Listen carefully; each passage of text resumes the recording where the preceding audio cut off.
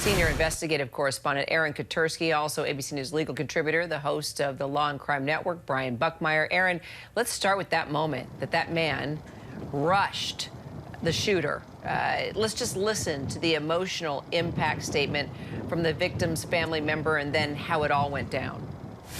You're gonna come to our city and decide you don't like black people. Man, you don't know a damn thing about black people. We're human. We like our kids to go to good schools. We love our kids. We never go in no neighborhoods and take people out. Don't do it.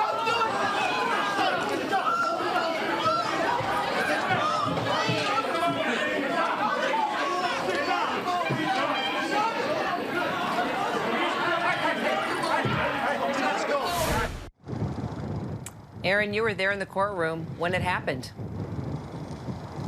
It was simply heart-pounding to be in the courtroom when that moment unfolded. The raw pain of these victims' families is unabated 9 months after the shooting, May 14th, at the Tops supermarket.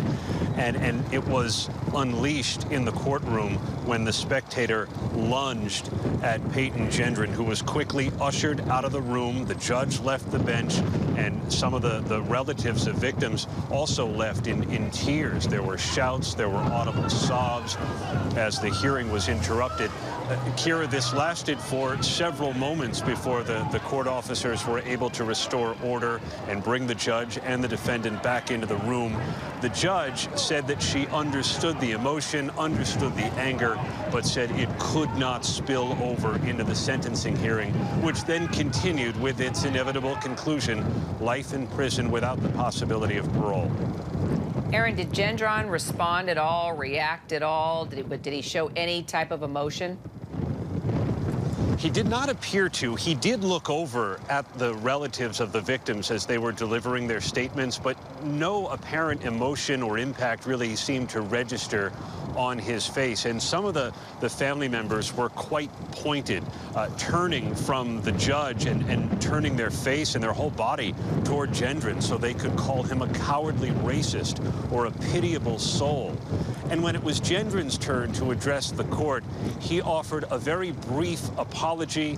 He said he killed people because they were black, and looking back on it, Gendron said he couldn't believe that he actually did it.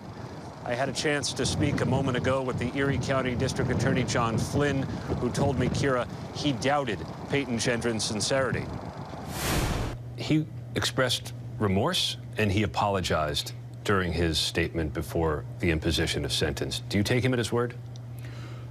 I take him literally as his word, that those words literally came out of his mouth. There's a difference between what comes out of your mouth and what's in your heart.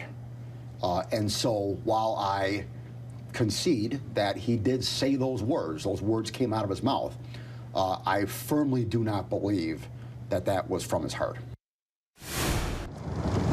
The Erie County District Attorney John Flynn instead said he believed that Gendron's statements were motivated by his federal case at a different courthouse. He still faces federal hate crimes charges that do carry the possibility of the death penalty, and that Erie County DA John Flynn said, Kira, is why he made the statement that he did. Wow. And Brian, do you think that his defense was hoping, something would come from his statement today, considering he already pleaded guilty? Not when it comes to the state case, because once you're convicted of that domestic act of terrorism motivated by hate, it's a very unique and new charge.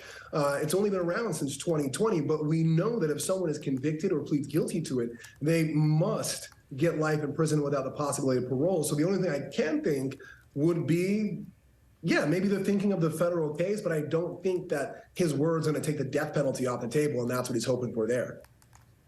So, Brian, prosecutors say the shooter's intent was to incite and inspire more hateful acts and was charged with domestic terror motivated by hate. We mentioned that up top. He's also the first to face that charge in New York. So what do you make of that?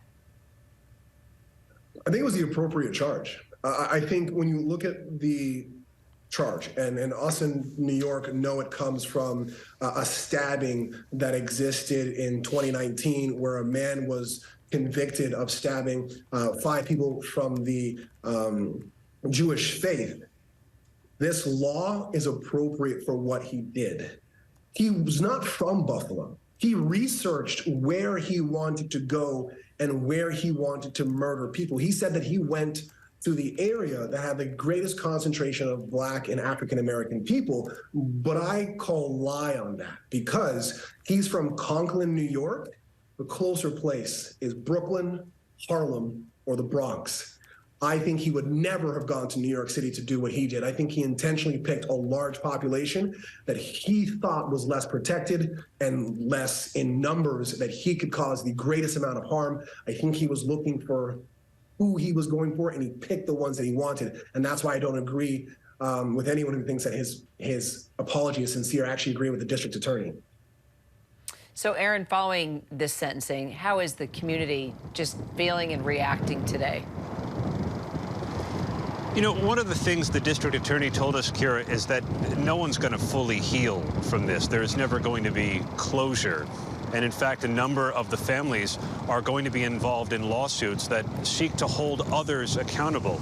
Maybe the social media sites that Gendron used to research some of the hate-filled speech that prosecutors said led to this mass shooting in the first place.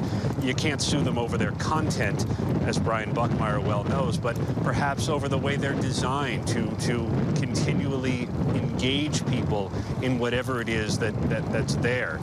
So that's going to be one aspect for the families. But the Erie County DA also spoke about the larger meanings that this case held for the community, and the judge spoke to it too. This sentencing is now over. Peyton Gendron has been sent to prison, but those larger themes about what to do with the rise of white supremacy, that's an unanswered question, Kira. Aaron, Brian, thank you so much. Hi, everyone. George Stephanopoulos here. Thanks for checking out the ABC News YouTube channel. If you'd like to get more videos, show highlights, and watch live event coverage, click on the right over here to subscribe to our channel. And don't forget to download the ABC News app for breaking news alerts. Thanks for watching.